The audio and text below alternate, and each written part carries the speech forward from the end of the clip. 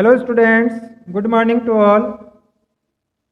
Our first chapter in geography section has completed and we have already discussed about practice time. In our previous class, we solved question A, B, C and D. ये 4 question थे जो अपन ने अपने previous class में जो आपको video send किया गया था उसमें आपको इनके सॉल्यूशन बता दिए गए थे। आज अपना जो सेक्शन ई और एफ है उसमें 5 क्वेश्चन गिवन है जिनके आंसर्स आपको पीडीएफ के साथ प्रोवाइड करवाए जा रहे हैं, है ना। इनके जो आंसर्स हैं वो पीडीएफ में राइट किए हुए हैं, तो आप पीडीएफ में देख के इनके क्वेश्चंस अपनी फेयर नोटबुक में करने हैं आपको, ठीक है। तो सबसे पहले आप नोटबुक में जियोग्राफी की जो एक फेयर नोटबुक अलग से बनानी है, ठीक है ना। ये आपको स्टार्टिंग में बता दिया गया था कि जो भी आप वर्क करोगे तो एसएसटी की टोटल 3 नोटबुक्स आपको बनानी है, जिसमें फर्स्ट हिस्ट्री, सेकंड जियोग्राफी और थर्ड पॉलिटिकल साइंस। ये 3 नोटबुक्स आपको एसएसटी सब्जेक्ट के लिए बनानी है। और जियोग्राफी जो सेक्शन की जो आप नोटबुक बना रहे हो उसमें फर्स्ट चैप्टर है जिनके वीडियोस आपको प्रोवाइड करवा दिए गए थे, और उस नोटबुक में आपको प्रैक्टिस टाइम जो फर्स्ट चैप्टर है आपका जियोग्राफी का उसमें क्वेश्चन ए जिसमें 5 मल्टीपल चॉइस क्वेश्चन है ये आपको करने हैं सबसे पहले, और उसके बाद में जो बी क्वेश्चन है फिल इन द ब्लैंक्स ये आपको अपनी फेयर नोटबुक में करना है। फिर सी वाला क्वेश्चन ट्रू एंड फॉल्स, और उसके बाद जो डी वाला है मैच द कॉलम, ये आपको करने हैं। जो आपको प्रीवियस क्लास में जो वीडियो सेंड किया गया था उसको आप देखोगे, देख लिया होगा, नहीं देखा तो आप देख सकते हो। जो आपको प्रीवियस क्लास में एसएसटी के लिए जो वीडियो भेजा गया था क्वेश्चन आंसर के लिए उसमें ये सोल्व करवाए हुए हैं, तो उसमें देख के आप इनके आंसर्स करोगे।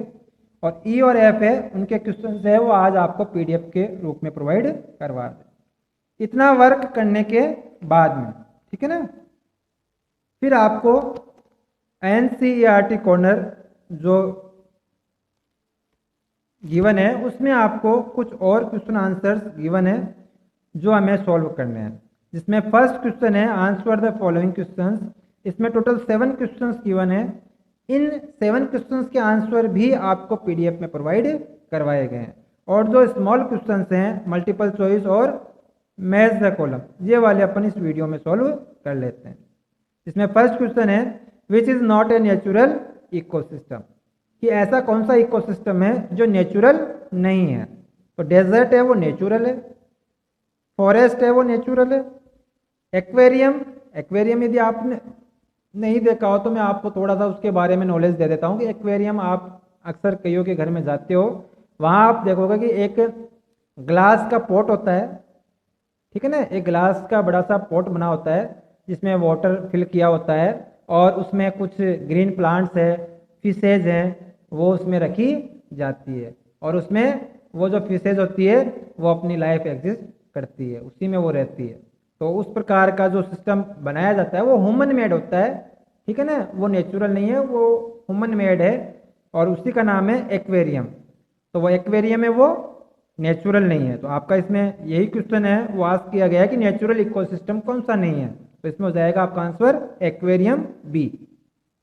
Second which is not a component of human environment, कि जो ह्यूमन एनवायरनमेंट होते हैं जो ह्यूमन के द्वारा मेड होते हैं उनमें से कौन सा नहीं है। तो लैंड और कम्युनिटी ये ह्यूमन मेड एनवायरनमेंट है, ठीक है ना, ये ह्यूमन एनवायरनमेंट है। लेकिन जो रिलीजन होता है, जो अलग अलग रिलीजन्स होते हैं वो ह्यूमन एनवायरनमेंट में नहीं आते हैं, तो इसमें भी आपका आंसर बी रिलीजन है।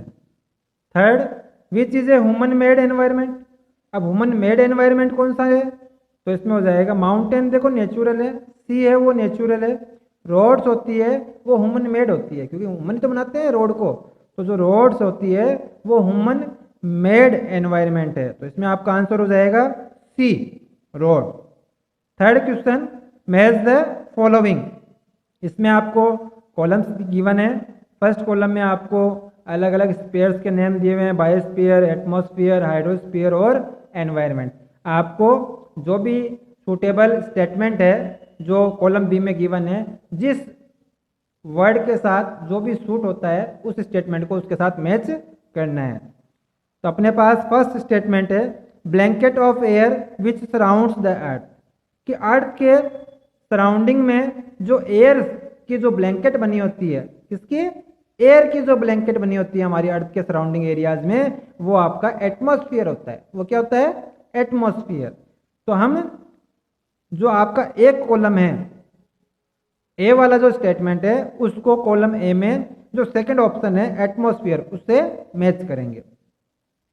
B statement domain of water, कि जो डोमेन ऑफ वाटर है वो क्या होता है, हाइड्रोस्फीयर होता है। वो क्या होता है, हाइड्रोस्फीयर। तो जो बी वाला स्टेटमेंट है उसे हम ऑप्शन थर्ड हाइड्रोस्फीयर से मैच करेंगे। Third gravitational force of the earth, जो gravitational force of the earth होता है वो इसमें किसी भी ऑप्शन से अटैच नहीं हो रहा है, तो इसे हम लेफ्ट कर देंगे।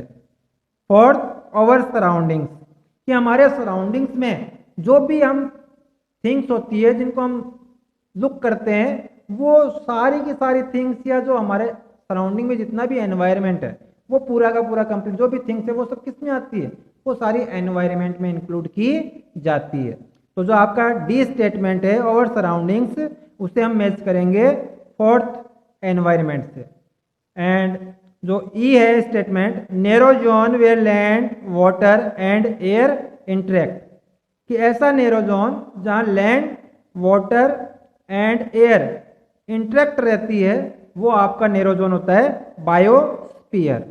क्योंकि बायोस्फीयर है उसमें लैंड वाटर और एयर इन तीनों का मिक्सचर है और ये तीनों एक दूसरे से इंटरेक्ट रहती है, तीनों एक दूसरे से जुड़ी होती है। तो ई वाला जो स्टेटमेंट है उसे हम फर्स्ट बायोस्फीयर से मैच करेंगे।